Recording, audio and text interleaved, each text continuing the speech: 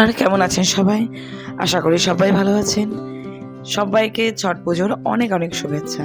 গলাটা কিছু কারণের জন্য এখনও অবধি প্রায় এক সপ্তাহ হতে গেল ভেঙে আছে, তাতে কোনো ক্ষতি নেই। গলা ভাঙলে ক্ষতি নেই, গলা ফাটাতেও ক্ষতি নেই। যাই হোক, ছট পুজোর দিন আমরা খুব আনন্দিত। কারণ কি, ছট পুজো করবো এই কথাটা তো আমরা অনেক দিন আমরা করি না, কিন্তু আমরা ছোটোবেলা থেকেই দেখে আসছি ছট পুজোটা খুবই জাগ্রত পুজো।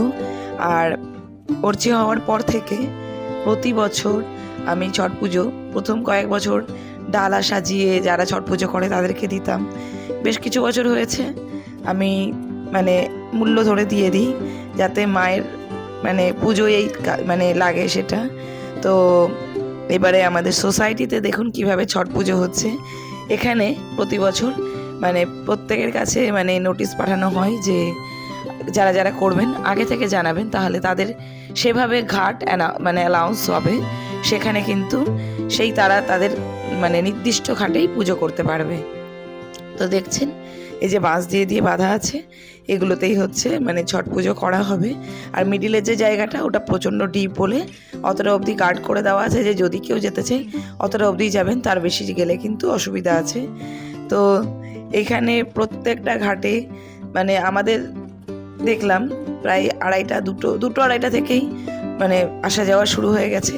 তো সেই মতো আমাদের বান্ধবীদের যারা পুজো করে না কিন্তু পুজোটা দেখতে যায়, তো তাদের সাথে ঠিক করা হলো যে বিকালবেলা 4টে নাগাদ বের হব। সেই মতো আগের দিন মাথায় স্নান করা হয়েছে, কিন্তু কি জানি ভুল করে ননভেজ খাওয়া হয়ে গেছে কি না, সেই জন্য আবার স্নান করেছি 3টের সময়।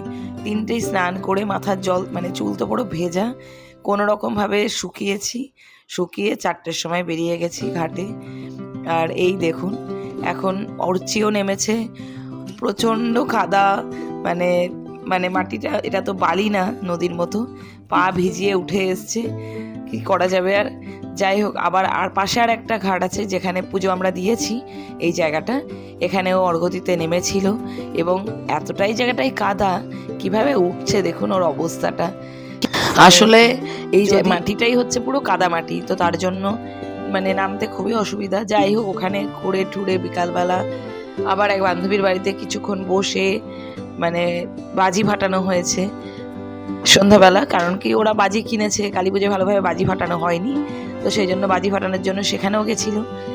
তো সেখানে বাজি ফাটিয়ে সকালবেলা আমরা আবার ঘাটের উদ্দেশ্যে রওনা হয়েছি। কিন্তু রাত্রেবেলা শুতে আমার তো প্রায় 1টা বেজে গেছে। ইভেন সবাইকে জিজ্ঞেস করলাম, তারাও রাত্রে শুতে ওদের 1টাই বেজে গেছে। আর উঠেছি হচ্ছে 4টের সময়। সে উঠেই আমাকে মেসেজ করে দিয়েছে যে উঠে পড়ুন, রেডি হতে হবে। তো আমরা এখন ঘাটের উদ্দেশ্যে দাঁড়িয়ে আছি। এটা সকালবেলার সাজগোজ। সকালবেলা একটা সকালে একটা শাড়ি রাত্রে বের করেছিলাম, সকালে মনে হলো অত্যন্ত জাঁকজমক হয়ে যাবে, তো সেই জন্য এই শাড়িটাই পরে নিয়েছি যে থাক। আর এখন অতটা গর্জিয়াস শাড়ি না পরে একটু সিম্পল পরি।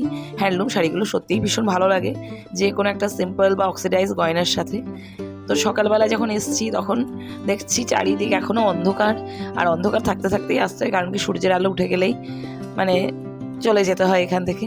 কারণ কি, আমাদের পুজোটাই হচ্ছে সূর্যদেবকে নিয়ে, তো ওনাকে অর্ঘ্য দিয়ে তারপর আমরা চলে যাই। তো যেখানে আমরা পুজো দিয়েছি সেই ঘাটে দাঁড়িয়ে আছি বেশ অনেকক্ষণ।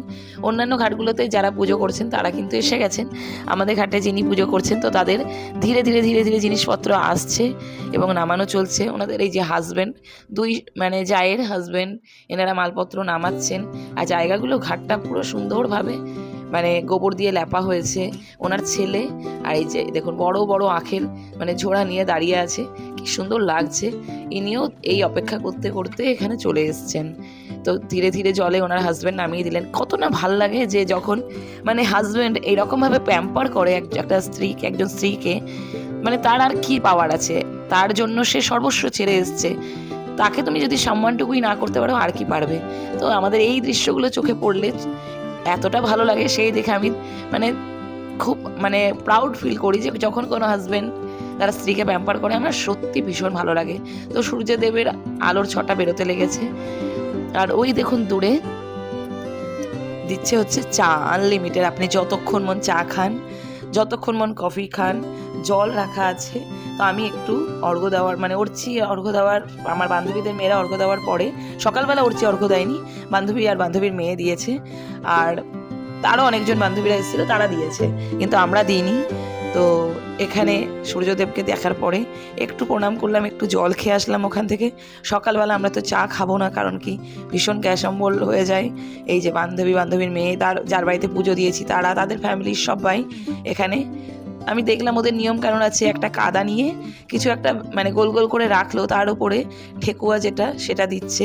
আর এই যে পাশে ও ঘট নিয়ে দাঁড়িয়ে আছে, ইনি মানে এক একটা এই যে ওদের ডালা সাজানো আছে, এক একটা ডালা ওঠাবে আর গোল গোল করে ঘুরে সেখানে অর্ঘ্যদান করা হবে। আর এই যে এনারা সব আমাদের আশেপাশেই থাকেন, তো এনারাও এসছেন, প্রত্যেকটা ঘাটকেই ঘুরে ঘুরে দেখছে। আর ওরছি ওইদিকে বান্ধবী মানে নিজের বন্ধুরা এসছে, তাদের সাথে মানে খেলছে, গল্প করছে, ঘুরে বেড়াচ্ছে। আর পুরো ঘাটটা কি সুন্দর লাগছে, কতটা সুন্দরভাবে সাজানো হয়েছে। আর এইগুলো হচ্ছে ওই চেঞ্জিং রুম, যদি কারোর প্রয়োজন পড়ে। এই যে নিয়ে এতটা ভিজে গেছেন, এখান থেকে ঘরে যেতে যেতে ঘরটা তো কাছে না, মানে ঠান্ডা লেগে যাবে, সেই জন্য যদি চাই চেঞ্জ করতে পারে।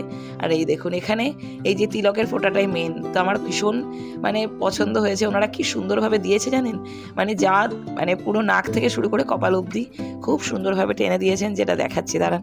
আমার তো ভীষণ পছন্দ হয়েছে। প্রতি বছর ছটের সময় এরকমভাবেই কিন্তু খারনা, পুজো, লৌকি, ভাত এইসবের দিন লাগানো হয়। দেখুন বেশ সুন্দর লাগে কিন্তু। আর এখন বাড়ি ফেরার পালা, এখন সবাই বাড়ি যাচ্ছে, আমরাও বাড়ি যাব।